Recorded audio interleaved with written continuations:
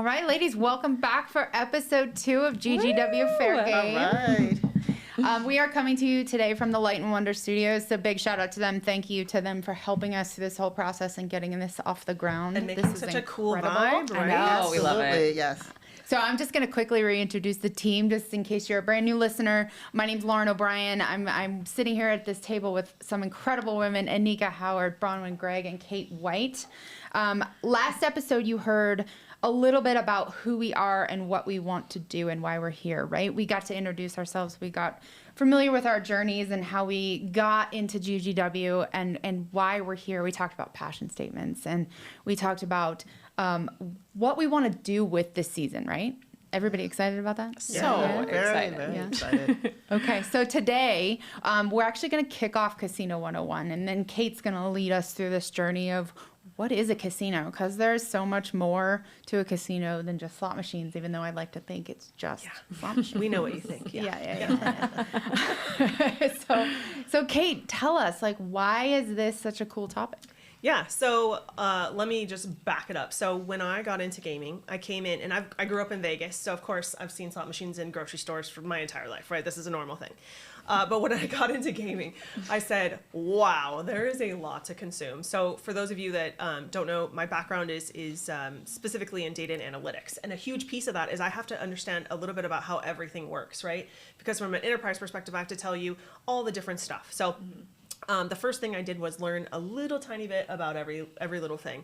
And I think it's completely changed my ability to manage my career in this industry, right? Because I can speak a little bit of language from everything.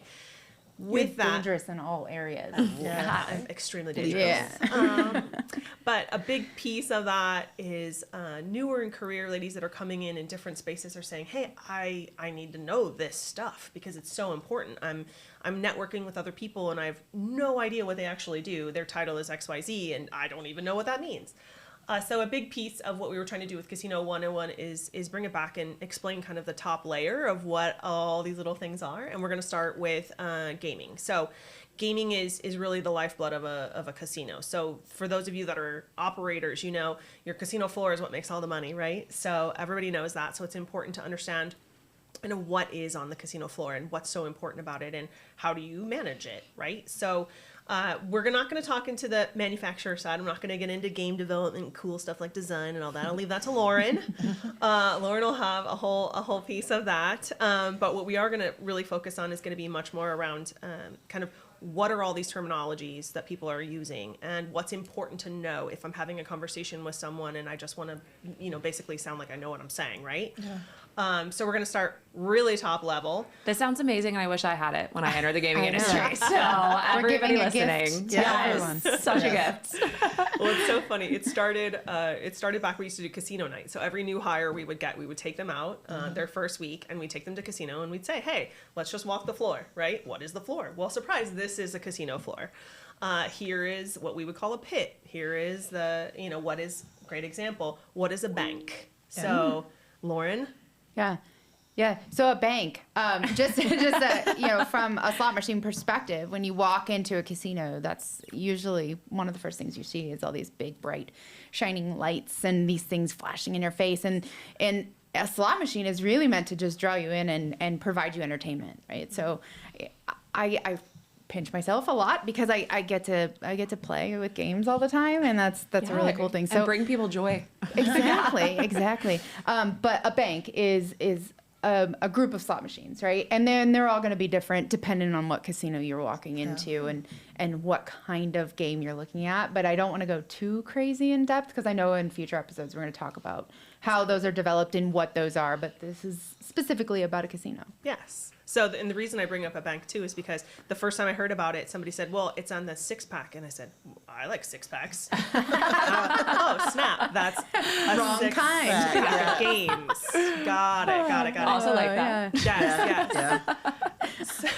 So you learn a lot of this terminology, right, coming in. And a gaming is all about acronyms, right? Yeah. So all the different technologies, which is really cool. I'm not going to get in nerd out with you all that. But one really important thing to know is kind of the floor is its own monster. So we compare it, and somebody used the analogy to me with if you're at a grocery store, right? A grocery store is prepared to say, I'm going to put these things on end caps, and I'm going to, to really accentuate what the customer is going to look for and what they need, right? So the gaming floor is very much the same. So it's an accumulation of, like we said, a lot of different banks, where you place your ATM machines, how you place your table games, in which directions. Are they looking out onto a beautiful venue, or are one of the favorite places to hang out in a casino is in that bar in the middle, right? Yeah. Very purposely Bar. put the bar in the middle, right? So casino gaming is a lot of things, but really to break it down, right? It's about the slot machines. They're all technical, right? I mean, it's a machine. That's exactly what it is. It's a random number generator. No surprise there. We'll learn more about that. But what it's doing is producing kind of a floor and a heat of getting customers to engage in different types of things, right? And one of the most important things that you'll notice is when people are playing slot machines, they're playing either, rated or unrated, which is a term that we use to say, are you using that fancy little card on the lanyard or not, right? Yeah. And that's how we know who you are. And that's what a lot of what the casino is looking for is we want to understand who's playing which games. So when it comes to casino operations, it's about what are they playing? How much do they like it? We find a way to kind of have this performance number and index for every game to say, is it a good game? Is it a bad game compared to other games on the floor? So that's really what slots and the performance teams and the techs are all responsible for. Make sure the teams are working, make sure the customers are on them and they're happy, and then make sure that if you have to kind of swip out your material and your different things for slots, that all of that is happening in a very strategic way. A lot of what you're trying to do is make sure you don't lose customers and market share. We're going to learn a lot about market share in the marketing segment. But it's all about creating the right creative and getting customers to come back. I love how you tied it right back into data and analytics. I'm sorry, it's just like You brought it right home Yeah. for yourself. Baby. That was perfect. I love that tie-in. but I think there's a lot more to say just in general about it. But I would definitely recommend we're gonna start posting some great stuff on our GGW members only area of our website. We'll have some exclusive content and we'll be able to provide a lot more detail around slots. We'll be able to provide a lot more detail around just the casino in general, and a place for people to learn, because like you said, they don't necessarily do this up front for a lot of people, and when you start working in this industry, you want to be able to have a conversation with people, and that's what it's about. So I think we need a glossary. Yeah. Like Yeah. let's give a gift of defining all of All these of these things, right? different Because terms, everything you yeah. just talked about, I think we need to have a Yes. house for this, right? Yeah. Glossary, table of telling content. dictionaries on dictionaries of acronyms. I think it's great. And a lot of this is industry specific, which is great. So a Yeah. lot of people that come in think, oh, I'm going to learn just how this works for this one company. And that's not right. Mm-hmm. If you're learning about games and you're learning about how to optimize floors, or you're learning about, just performance in general, you're learning that for the entire It's industry. transferable. That's Yeah. the Yeah. great thing. Interconnected. Yes. And I think you'll find that, like, we'll start talking a little bit more kind of in the future about online games, right? Yeah. And kind of that space. And it's the same idea. What are you providing to your customers? How are you providing them, in what Yeah. order, and things like that. And what's going to make them come back too, right? Exactly. Yeah, so there's a lot more around slots, but I think the one big thing we really want to touch on is that the casino operation requires quite a handful of people, and a big place that happens is in table games. Yeah. So that's another big area in casino is the table operations, and instead of it being a machine like a slot, now you're talking about labor. You have people standing at these tables. It's a completely different business set, right? And how you manage that. And I think we're going to learn a lot more about that in a little bit here. But the idea of table games is a little scary, and people don't really talk about it. Well, it's a little intimidating if you Yeah. aren't very familiar with it. Yeah. Right. And I think there's a whole etiquette behind it that people, it makes it scary because there's expectations, and so we want to unpack that a little bit, and I think we'll go into a lot more about kind of how that works. But really the thing about table games we want to get people is there's a certain mix, right? And it's about getting people to sit down. It's about creating an experience. So a lot of what we do from an operations perspective is not just about staffing the right. It's about what kind of tables do you have open, right? I might have blackjack. I might have Bach. I might have multiple Bach because I'm in an area that has a very demographic for that type of game, right? Yeah. So there's a math and a logic, the kind of how table games should be executed and kind of how that works. But the the biggest part that I think people don't see is the number of table dealers and staff. It's amazing, and people don't understand the kind of logistics and the maintenance of being an operator and understanding how many people do I have to keep, when do I open a new table, when do I close a table, what is my minimum bet, is it good, and you know, am I giving the right set of things for our guests? So there's a whole piece of that Detailed. that you don't see on the outside, right? Yeah, back of the house is complicated. Scheduling is probably one of the most interesting things you can think of, right? Understanding we have some properties upwards of 2,000 employees, and when should they be there? When should they not be there? So that's definitely, I would say, on the table side. It's much more of a people aspect, right? It's usually, I think, one of the biggest departments, from an operations standpoint when you look at it, between slot, but definitely the biggest operational area. Yeah, because the dealers turnover, and right, trailers of the and dealers. turnover and Yeah. the number of shifts and all the different things you have to plan for. Yeah, huge. And so another huge aspect of just kind of how the cog in the machine works, right?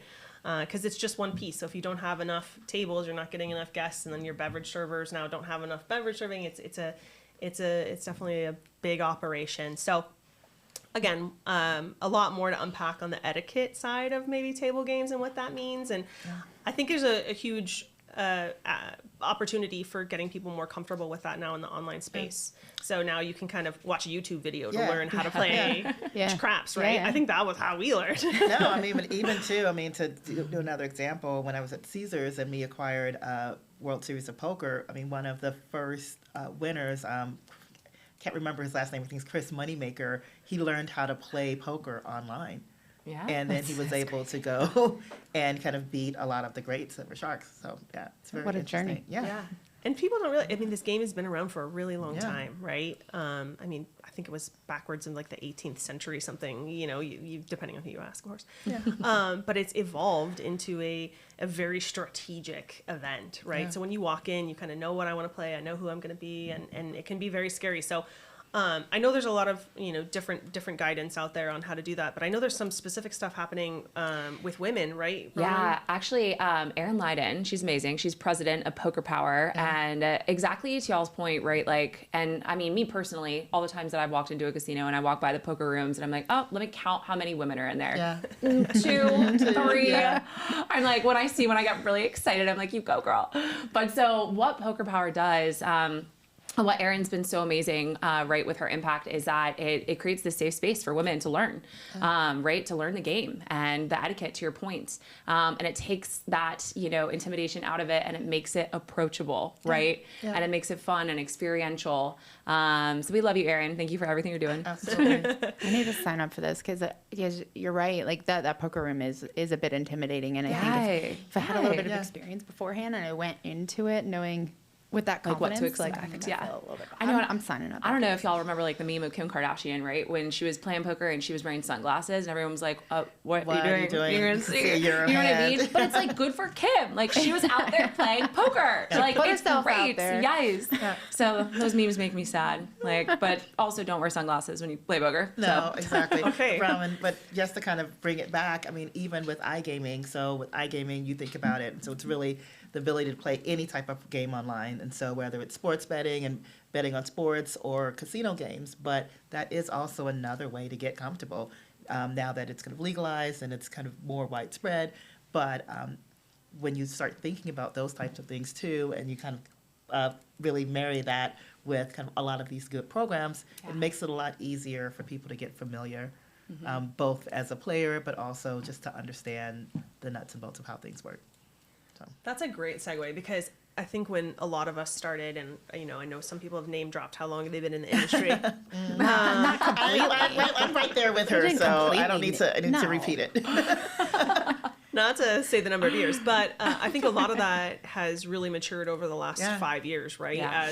As Since PASPA was overturned. amazing, right? Yeah. And you think about what women in our industry now have availability to learn in an absolutely. independent way, where before you had to network with women, you had to get into the floor, Yeah. you had to be raising your hand to try something that you had Yeah. no idea Yeah. what it was even about. You had to go teach yourself how to do it. Yeah. Right? Yeah. Now there are also, right, like organizations like Betting Ladies, right? Yes. What Oh, Val has right. created. good, which it just goes back. It's the approachability factor. Yeah. It's not reinventing the wheel. It's not doing anything crazy different than the other, right, like media affiliate platforms, but it's approachable for women and it's geared towards women. And that's the simple shift that is often needed. Yeah. So to bring it back all together, that there's really a summarization of this, right? Is, you know, the gaming aspect of an operation in any casino is really where the money is made. It's where a lot of people work, right? It's a lifeblood of how it happens. But all you really need to understand is it's definitely an art, right? I think a lot of people will tell you that work in that industry. Yes. And also, you know, when it comes to slots and tables, you should go educate yourself, not as just as an employee, as a player, as anything. And now there's so much more out there and available for people to consume. But just remember, you know, a great example, my mother-in-law loves penny slots, okay? Every Tuesday, her and 95-year-old best grandma go out and they do their thing, right? And they love it. And then I have my husband he's a huge strategy player who loves blackjack, right? So the thing to understand in the casino industry is you're just trying to get as much as you can as an offering for lots of different types of people. And you want to make sure that the experience that they're getting on the floor is exactly what they want. So it's all about just making it the right game for whoever you are. So, yeah. Oh, I love that. I love that. So we actually, just to piggyback a little bit on Casino 101, we have an incredible guest today in Bronwyn's Spotlight series, and she's going to introduce her and she's going to talk a little bit about it. So take it away, Bronwyn. Tell us a little bit about your amazing guest today. Tasha Tousant. And thank you all for, gassing her up and uplifting her to be our first guest in the Spotlight series and all the impact that she's had on you all. But amazing. Yes. And our prep conversation, we talked for hours. And it was so inspiring, right? Just hearing her story and also the specific anecdotes that she's going to fill us in on and just the lessons that are interwoven into all of that, right? Her really incredible, unique journey, but also with this resounding theme of emotional intelligence and how that's impacted, right? Her leadership style and taken her to so many amazing places. We all have a lot to learn from Tasha, so cannot wait to dive into that conversation. And I think one thing about that is just knowing Tasha and kind of when you talk about her and really anybody in the gaming space and she knows the hustle, right? Oh yeah. That is a hustle. What they do and the amount of people they manage and how they do all that on a day-to-day basis is phenomenal. And not to say that all the other departments aren't. They all have their own individual, but definitely this one to be able to manage that landscape is huge. And girl has really learned how to do it. So I'm super excited to hear from her on how that's Okay, all right.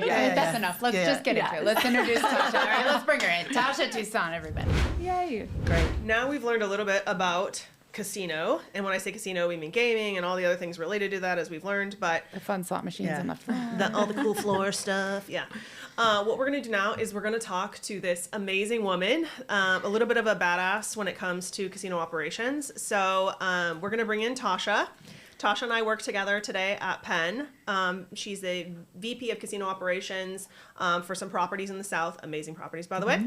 And we're going to talk a little bit about Tasha. But Tasha, tell us a little bit about what's your day-to-day as your job, right? What is it that you manage? We've talked a little bit about, hey, I manage my staff, I manage floor optimization, stuff like that. But what is it that really is your day-to-day? Wow. I mean, that's a really great question. So I feel like sometimes, I can answer that day to day. I'm over a little bit of a strategy, kind of what the floor is going to look like, how and what we can do, initiatives to bring customers in, to increase our market share. Those little, great things that typically is the standard expectation of the job. However, along with that is I would say that I'm also the project manager for our property. So there's a lot of different projects that happen. So I lead those as well.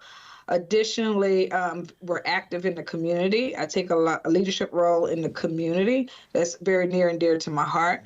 And then more importantly, especially, today is International Women's Day. I also take a significant lead and role in women's growth, mentorship, sponsorship. So that's very, very near and dear to my heart. So, and of course, simply just being of service to others in whatever capacity that I might be able to serve in. Yeah, we love that. And every time you are at Penn and you hear somebody talk about who's badass, it's always Tasha. Yep. So I think there's a lot more to unpack about you.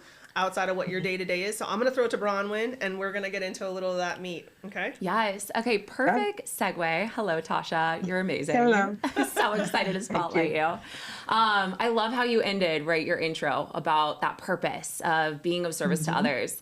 I know we talked a little bit about that, and you have some amazing anecdotes about how that came to be, why it is. So tell us everything. And I don't know if you want to start. I know you've got a really impressive anecdote about Hurricane Katrina and how that transformed a lot. So yeah, tell us. Yeah. So, I was thinking about, I know we talked briefly the other day, and I was saying to myself, gosh, Lee, exactly how do I want to present this? And when I thought about it, I was just kind of jotting down some notes, and I said, I can just really start with the origin, kind of thinking about my career path. And because as I was like devising that, what that sounds like and looks like, I was like, gosh, Lee, there's all these little caveats. Oh, but check this out. And oh, wait a minute. Hold up. There's a pivot over here. And, so what I would tell you is in the early 90s, 93 to be exact, I started my career. So, Louisiana had just approved gaming in the state, and I was able to go to a dealer school. So it kind of started there, me going to this dealer school. Pretty exciting. Inherently, when I think about, whether it's purpose or just a little bit of who I am or a characteristic that made me who I am, you heard me say to be of service to others, right? Yes. So that is my purpose. And I kind of get to how I got there to really understand that. But, again, early in my career, and one of the influences was my parents, and growing up early on, I'm the oldest of three. So there tends to be this thing where, I'm naturally in that leadership. I have a sister and a brother. I got to take care of them. And so I found myself constantly in a leadership kind of role. So again, started as a dealer, and very quickly, I would say naturally, it's like, okay, well, I want to learn more and I want to do this. So while I was at Lake Charles, so that was Lake Charles, Louisiana, which is my hometown, and I held the dealer position, the supervisor position, the door rate position, the pit boss position, assistant manager position, the casino manager position. Everything. And then he was like, hey, I got a little tap. Hey, why don't you try slots for a little bit? I said, I could do that for 3 months. Did that for 3 months. And then, and trust me, there's a gazillion stories in each one of these things that I could tell you that helped either shape, or I learned, or I had some influence, or folks had influence on me. But we don't have enough time for that. So, so I go from that, and then it's like, oh, you know what? We have another possibility or opportunity for you that we need your help, right? So they sent me to the Cage. And so I was a casino manager for the Cage. And this is one of those things, a little quick short story in that, is I remember the general manager at the time, a guy named John Payne, who is one of my mentors, and I love him dearly.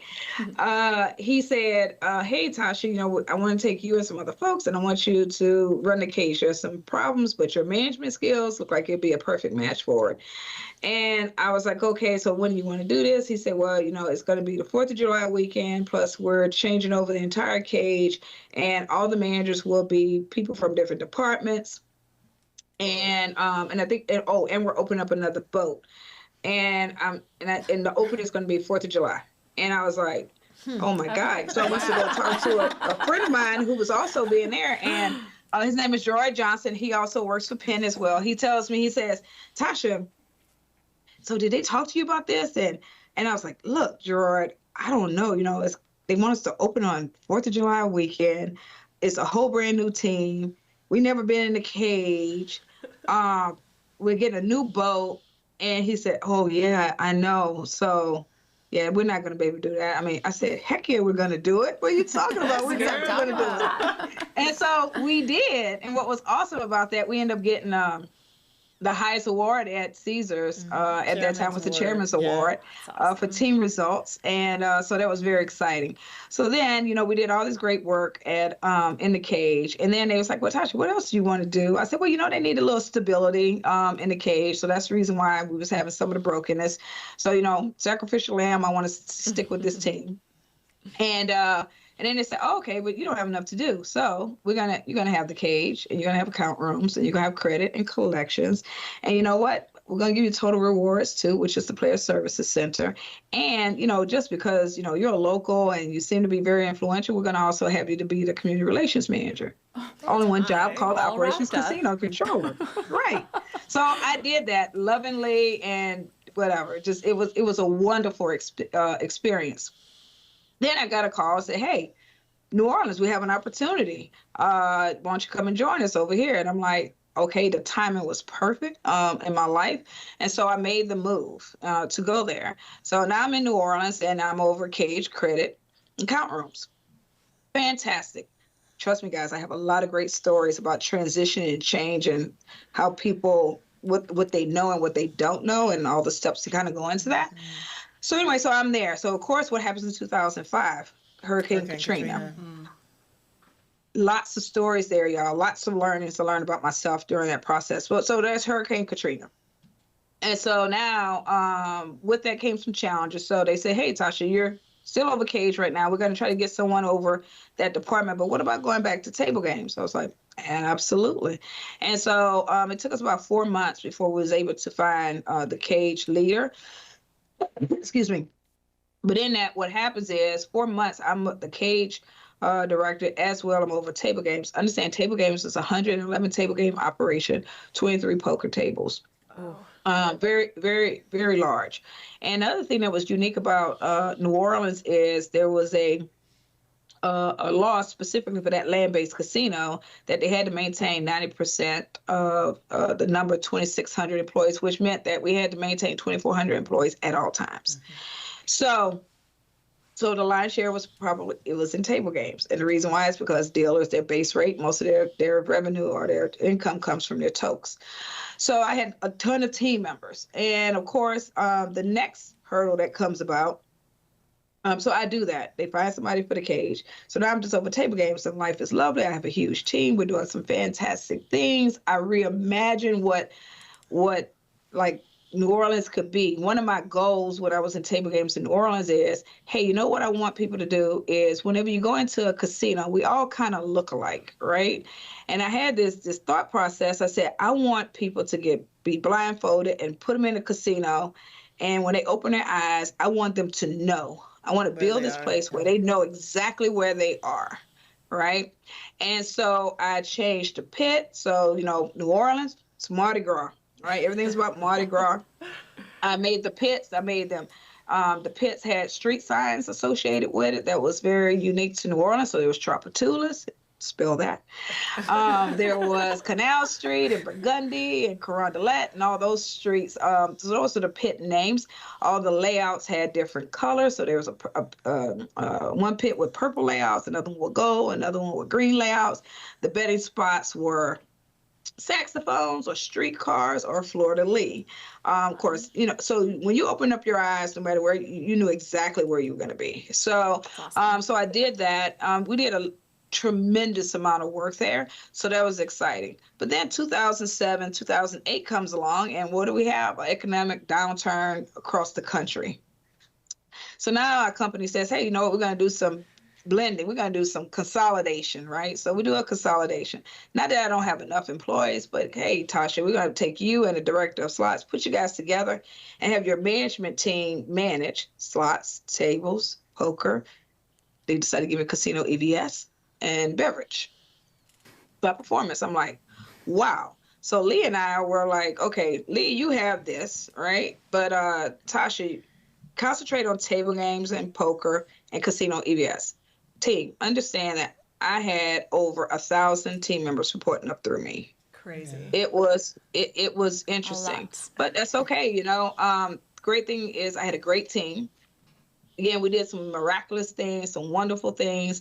I tell you, we met stretch bonus every year I was there, which was, not just myself, but, collectively as a team, we did great work to get that done. But then it just got to a point in my life where I was like, I go to the now regional president who's about to leave this region, John Payne again. I was like, John, I said, let me be really clear. You guys need me. I have a lot to do. However, this is a little bit about self-awareness. However, my team has been in place before I even came to the property. I can go missing for 6 months and nobody would know I'm missing, because that's just how great they are, and they know how to run our business. And I'm grateful and thankful for that. The fact that we met our budget, exceeded our budgets, and did great things. I'm only competing against myself, and I had been there about 8 years at the time. And so I'm competing against myself. And I said, what I'm nervous about is, while you guys still need me, I'm nervous that I'm going to miss the next big thing. I feel like, I don't see things quite the way maybe I should. You need fresh eyes to see things that maybe I can't, because I'm only competing against my successes. And so he said, you know what? I wish more people kind of thought like that. Need to move on, but you definitely need me. So then that gave me an opportunity to open up the first casino in the state of Ohio, which is Horseshoe Cleveland. And so that was, let me tell you, so I went there because I am resident expert, folks. I know everything. I have this great resume. They call me, I'm the expert. Here's my experience and what I tell people.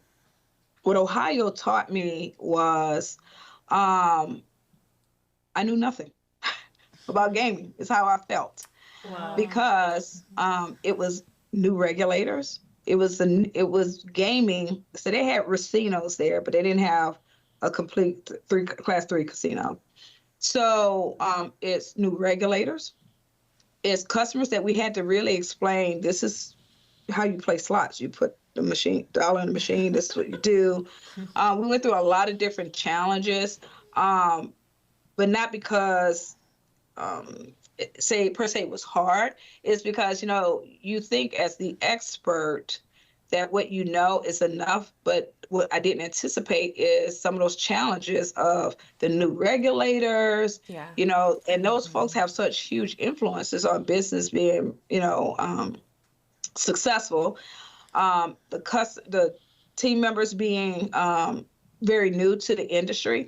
Understand, the reason why I was super excited about that opportunity is because, again, remember I started my career in Louisiana when they first started gaming. So I'm like, gosh, I really want this opportunity because now I get to pay it forward, right? I got what gaming did for my community of Lake Charles, Louisiana. I wanted to do that for Cleveland, Ohio.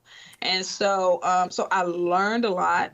I gained some just great experiences, but it was humbling that, yes, I was experienced. Yes, I knew a lot, but I had to learn things a little bit differently to fit into that, what do you call it?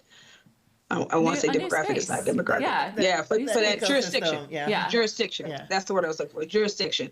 So I had to relearn that. And just to kind of give you a highlight of how massive or powerful that was, I was doing TV interviews. I was like, I was a little celebrity. I was like, okay, I'm not prepared for this. I need to take a class on media training.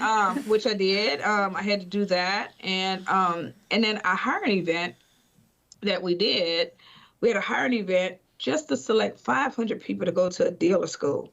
Understand, I hired 95, 98%, somewhere up in there, all people that had never been to a casino at the dealer level and at the supervisor level.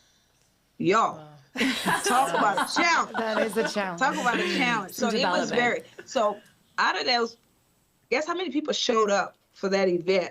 For 500 people to go to a dealer school. How many? It's gotta be a lot. Over 13,000 people. Wow. Oh my God. We had mayors of little small cities. The one that always was kind of, sticks with me. We had the mayor of Reminderville that applied to be a dealer.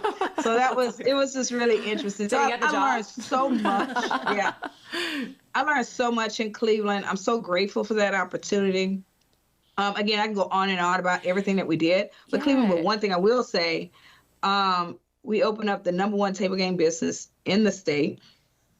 After it was the first to open, after all the other casinos opened in the state, and even today, it still maintains #1 position in table games market. So that's your legacy right there. Yes. Tasha, I think one of the things that really stands out and is really obvious, right, as you go through your career journey, is that you have a very high emotional intelligence.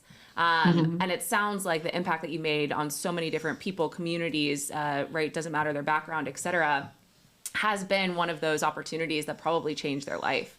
So can you expand a little bit more on the importance of emotional intelligence, right? Versus, IQ in traditional settings, and also, how you really honed in on that superpower yourself? Right. So, gosh, really great question. What I would say is there are some natural things or influences that help shape and introduce kind of emotional intelligence into my life. Like I mentioned to you, I'm the oldest of three, so there was this caretaking type of innate, ability or skill that I had. It was sharpened and shaped through networking, the relationships, Love that. reading different books.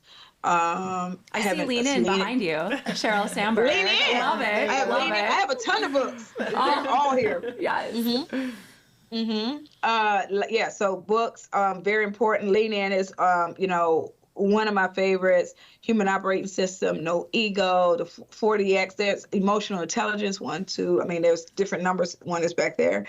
So definitely, and the books is about remaining educated, remaining curious of how to things that as you start to recognize, your strengths and your opportunities, and what the books and what the programs and the seminars, the joining and participation of GGW. Yes, why we're here. Yes, or Ann Simmons, Women in Leadership Summit that I've done. Whether it is the company you work for has a program, there's tons of programs that many of these companies, Caesars, Penn, take advantage. Offer employees. You have to take advantage of all those things. I did the eCornell Women in Leadership series. Ooh. And it was, and then more importantly, then you got to take all this information. You have to share it. Yes. You can't keep it all to yourself. You have to share it. You have to share it. So again, when I think about emotional intelligence, again, it's the seminars, it's all the training that I've gone through in my career. It's the company I keep. It's the memberships that I have. Like I said, GGW, my Lean In circles. It's facilitating. It's putting yourself out there, allowing yourself to be vulnerable. Yes. And like I said, those books, they're a lot to me. They mean a lot to me because, there's that little saying that fake it until you make it. Mm-hmm. And what I would suggest to people is you have to fake it till you become it. It's not until you make it. It's till you have to become it. Yes. Spin on that. It was an Yeah. It's one of those things where I was a facilitator for the Human Operating System, that book, when I worked in the Caesars organization. And it's funny because I've introduced a lot of the concepts here in Penn. And one of the things that some folks that's been exposed to, men and women, and one guy said, Tasha, you live that book. You live it. I see it. I hear it. Every time we talk, I hear. Yeah, so I've become the Human Operating System as how it reads. It's a book by Sing Delaney. Yeah. And it's awesome. So when you think about emotional intelligence, you have to practice what you preach. You fake it till you become it, and make sure that you put yourself out there and you be vulnerable. And then when you go through all these things, when it comes to emotional intelligence, is you become self-aware, which is one of the most powerful tools that I have. Yeah, and it sounds like, right, the anecdote that you shared about realizing when it was your time to move on, that is just, that is so powerful. Okay, well, I'd love to end our Spotlight series with our standard questions. Yes. So, and those are, what is your superpower, best compliment you've ever received and how it's impacted you, and then also an anecdote of a time that, right, someone has affirmed your potential and how it changed you. So we've already, had the chance to dive into your superpower, definitely emotional intelligence. So that's phenomenal. So let's dive into compliments, right? It sounds like you're very much a pay it forward, recognizing things in other people. But for you specifically, what has been, the best or most resonating compliment that you've ever received, and how did it impact you? Yeah. So, I can answer that so many different ways, Rowan. I've been afforded so many opportunities that I've seized, and I have great relationships. It's really great to see Kate, to see Lauren, and see my girl over there, Love you, Tasha. Miss Anika Howard, and of course now I met Rowan. But all these ladies have been part of my journey. I received, what I would tell you is, and not in a braggadocious way, but I received tons and tons. I received tons of compliments, and as you should. But yeah, thanks. But two in particular comes to mind, and one was from a mentor sponsor that I have. Her name was Eileen Moore, and as I was transitioning from Cleveland to Las Vegas, because that's where I was before I joined Penn, she was like, from a sponsor side, she said, Tasha, we're going to go ahead and get you to Vegas. We're going to find this role for you. So, your sponsors, those folks are working. They know what you're worth and whatever. And so they're working for you, right, when you're doing whatever else that you have to do. And so I remember she gave me a call and she said, hey, Tasha, you know what? We got this surveillance director position available for you. It's over 4 properties, and you'll be great at it, blah, blah, blah. And I was like, okay, I trust her. She's my mentor, right? She's not going to steer me wrong. And I was like, that's great. And then about a week or so later, she called me back and she said, Tasha, I know I told you that position, but you know what? You're an executive. That's not the position you should be in. You're here. And I need to make sure you're in a position that, the company benefits all from everything that you have to offer. So instead of that, there became this position, was the over slots and slot performance for 4.5 is like what I like to say, because it was Cromwell, Flamingo, Lincoln, Harris. And that's where I got to meet Lauren. I also was over and had to get a key license in the state of Nevada for it was called the Hotspot Oasis, which had slots, and it was a bar in a vacation club property. And then of course I went on to do a little bit more and gain more. But what it made me feel was like, wow, Tasha, so someone had to remind me, don't settle. She right? She did it for me. Yes.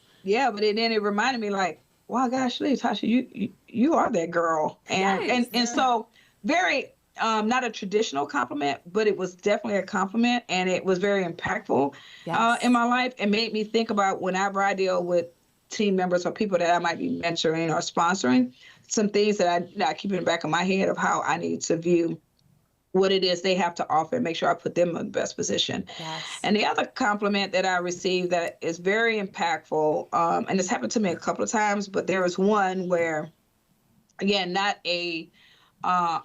your typical compliment, but it was one where I had a team member who needed some development and ended up in a spot where they was on a final written warning. And typically some people, they receive that as the worst thing ever, and then you're trying to walk them out the door. Well, that wasn't the case.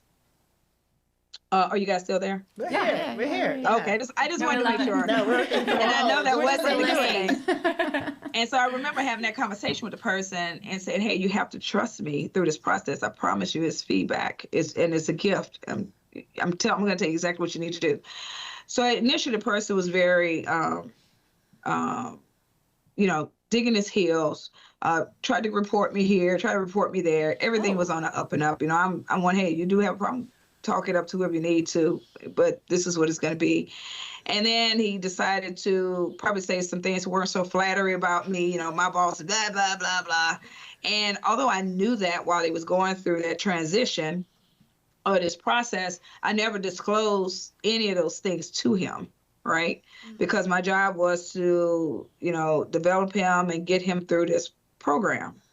Eventually, he started to trust and go through the program. Of course, we get through it. He's successful. We celebrated. I congratulated him. And then separately on the side, I said, okay, person. I said, look, I want to share some things with you because because I need you to understand, you know, when you're in management and as you go on in your career, I said, here's what I learned through this process. I said, I never mentioned it to you. I said, I'm pretty certain that people that you said those kind of unflattering things about me, you told those to those people in confidence, and you have a right to, it wasn't meant for my ears whatsoever. I said, however, Got back to you. that did not impact how and my responsibility to making sure that you're going to be successful through this plan. And then fast forward, he goes for another job. He comes to me to help him get that job. I then become the sponsor for him to get this job, and he does, and at a better rate than what he had. Fast forward a little bit more. I'm in Las Vegas now. He's working for now a vendor, which is fine. He comes to me. He learns that now I'm leaving to go back home south to work for Penn, and he said, Tasha, can you come to lunch with me? I said, absolutely. And he said, oh, I just wanted to say, you know, goodbye, farewell, all that great stuff. He said, but more importantly, what I want to tell you is, remember when I got that final written warning in Ohio? And I was like, yeah. He said, that was, you know, when I reflect on my career and my life, I try to figure out where was the turn.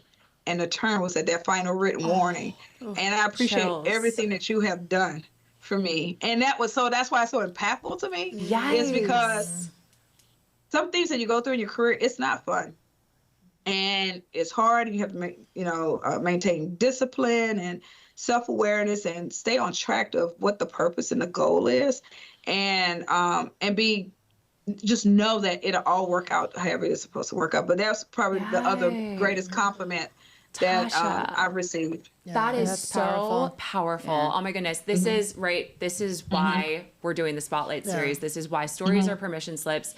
What you just described, I mean, oh my goodness. I hope that everyone, for a takeaway, right, is thinking about the times that, you know, they've been given tough feedback, but having that reminder that feedback isn't a bad thing, right? Feedback is a gift, to your point. And also, you know, be careful about who you're talking to, right? You know, the people of your best interest at heart. Don't talk shit about them. Hey, Tasha, I'm going to add one more compliment to your list. So, you know, you talked about how we met in Las Vegas when you took that big roll over all the properties on the Strip. And I don't know how much you know about this, but I was so early in my career as an account executive. I had been put into a position where I had 32 accounts in Las Vegas. That's a lot of casinos to cover. And I had one female customer at the time, and that was Tasha. And I took all of my time with Tasha as not just like a business transaction, but also just like a learning opportunity. And I think Tasha helped me grow in ways that I can't even explain. So I want to say thank you, because I was so early into that. I don't think you understand how much you actually helped me develop into who I am today. So thank you. Wow. Yeah. Oh, you're welcome. Thank you. I think that we was learning from each other. Trust me. I mean, bro, when you don't understand the cast of women you're in front of right now, I think we all have like some moments where we could go back and Anika, I mean, right before when I was coming to Cleveland, I'm going to my board of directors, I'm going to Eileen, I'm going to Anika, and I'm like, all right, ladies, like I got this big decision. I need some help. And so constantly keep yourself surrounded with great people that are for you. Networking, allowing yourself to be vulnerable, have your board of directors or your lean-in circles and all those things, pay it forward. I'm very fulfilled in my life and my career. And thank you for everything that you've done. Perfect. Thank you. It's obvious that you put so much passion into it, and it's huge. It's huge for everybody listening too. So thank you. Your energy just radiates. You're welcome. Just thank you for being here and sharing all of this. My pleasure. Anytime. Okay, and the first We're gonna bring you back. The first one, I think we just mic dropped on the first spotlight. I'm just gonna call it. Exactly. Oh, Thank you so much, Tasha. You're the best. Thank you. Thank you. All right. Appreciate you. Take care. Bye. Take care. Bye-bye. How amazing was that? Wow. She's love incredible. her. She really is. Oh my goodness.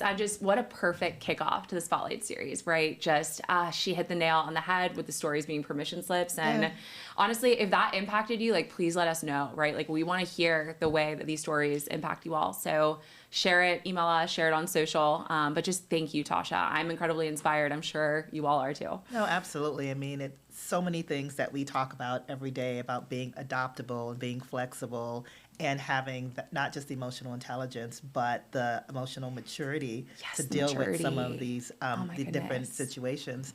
But I mean, leaning into the opportunity, doing things that scare you, all the things that we're How many saying. chances Oh did she take? She just took the chance. She didn't even think about it. She was just like, Yes, I'm gonna do it. I'm gonna learn it later. No big deal. Guys, so many different places. No problem. Yeah. She was like, we're still gonna do it. I know, and the self-accountability part, Yes. I loved that. That really resonated with me, Definitely. right? Like, I think that one for sure. When she said, I had no idea, and I showed up and it was a hot mess. Yeah. A lot of times in life, we don't step back and say, okay, that one was a miss. And guess what? Like, I learned a lot from that miss, and I'm going to move forward, right? Yeah, and failure is a gift. It totally. And I think she resonated it really well to be able to say, that didn't stop me. I got right back up on the horse. I got right back into the game. That's what you're supposed to do. Exactly. Or even going to a point and kind of realizing that, hey, especially when she was in Cleveland and in Ohio, and saying, wow, I've been in this industry, but I know nothing. Yes. She said, I know nothing about Humility. gaming. Nothing about gaming. And so Yes. how many times have you felt that way? You've started a new job and I'm like, clean slate, where did it all go? Like, it's gone. Yeah, that Starting over. humility is so Yeah. beautiful, right? Like just coming in without that ego, right? Yeah. Without anything getting in the way of Yeah. the progress and the impact that you're about to make. Yeah, I'm very grateful she was our first guest. Yeah, I that think was that a was really good very one. empowering. Good choice. Check. Yeah, absolutely. All right, so I think it's before we wrap up, it's probably time for me to throw some more rapid fire questions. Oh, buddy. I know, I feel like we need a little intro to this. Okay, so are you ready? Favorite holiday?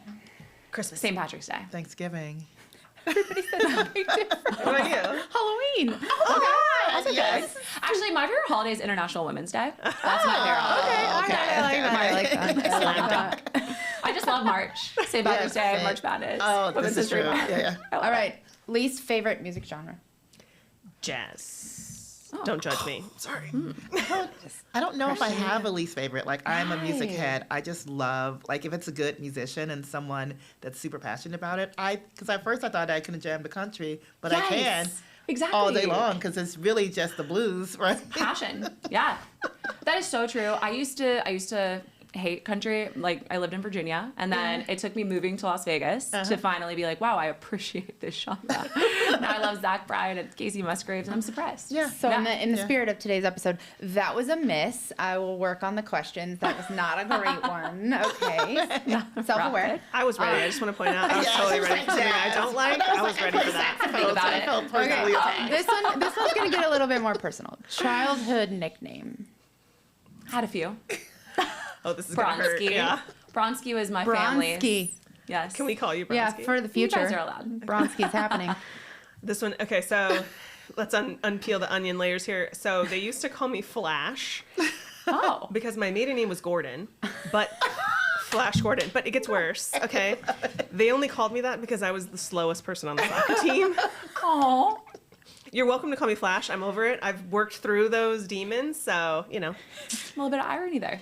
I knew this about you, but I never wanted to be the one to say hey, it. I'm So I'm glad you put it in the universe so This we podcast can all is talk opening. about it. Yeah, vulnerability. Nika, what about you? So, Childhood I nickname? mean, like, everything. Nika. Nika Nika.